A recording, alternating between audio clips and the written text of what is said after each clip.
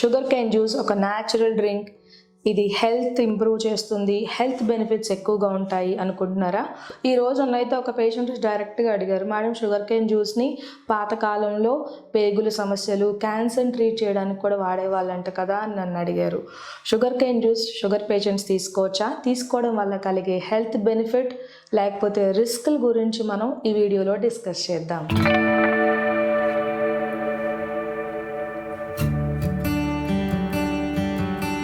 Hi, నేను doctor Deepti కారేటి, immense clinics నుండి. Sugar cane జ్యూస్లో 100 ml మనం తీసుకుంటే అందులో 70% వరకు వాటర్ ఉంటుందండి, 10% ఫైబర్, ఇంకొక 15% వరకు ఉండేదే కార్బోహైడ్రేట్ అంటే సుక్రలోజ్. ఇది డైరెక్ట్గా టేబుల్ షుగర్.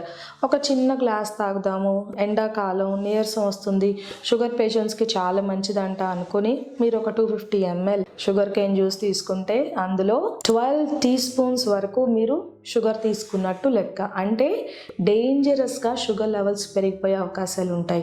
షుగర్ లెవెల్స్ పెరగడం వరకే కాదండి, ఇందులో 2 భయంకరమైన జబ్బులు వస్తాయి. అందులో మొదటిది చాగాస్ డిసీజ్. ఎందుకంటే వీళ్ళు ఈ షుగర్ కేన్స్ అనేది మనం ఇంట్లో చేసుకున్నట్టు నీళ్ళలో నానబెట్టి సోప్తో వాష్ చేసి లేకపోతే తడి లేకుండా తుడిచి మెషిన్లో ఏం పెట్టరు, అలా రోడ్ సైడ్ పడేసి ఉంటాయి. మనం నీట్గా గాజు గ్లాస్లో తాగినంత మాత్రం సరిపోదు, అది తయారు చేసే దగ్గర మురికి, డర్ట్ అవన్నీ అలాగే ఉంటాయి షుగర్ కేన్స్ పైన. వాటిని ఒక మెషిన్ ద్వారా పంపించి జ్యూస్ తీయడం అనేది జరుగుతుంది. కాబట్టి చాగాస్ డిసీజ్ అంటాము. ఇది ఒక పారాసైట్ ఇన్ఫెక్షన్. దీనివల్ల లివర్, స్ప్లీన్, లింఫ్ నోడ్స్ కూడా ఎన్లార్జ్ అయిపోయే అవకాశాలు ఉంటాయి.